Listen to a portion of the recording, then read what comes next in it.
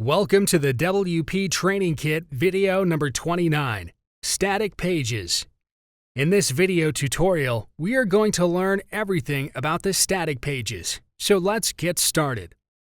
On the WordPress dashboard, go to Settings and choose Reading from it. Here in your homepage displays, you can see an option of the static page. Choose this option, and then for the homepage, you will have an option to select one from all the pages you have created till now. Go to Pages, and you can see all your pages here. You can edit any one of them from here only. So back to Settings and Reading. We are going to select Static Page and our About Us page for Homepage. Then you can select one post page and save your changes from this button. So your changes will be saved successfully. So that's pretty much everything with the static pages.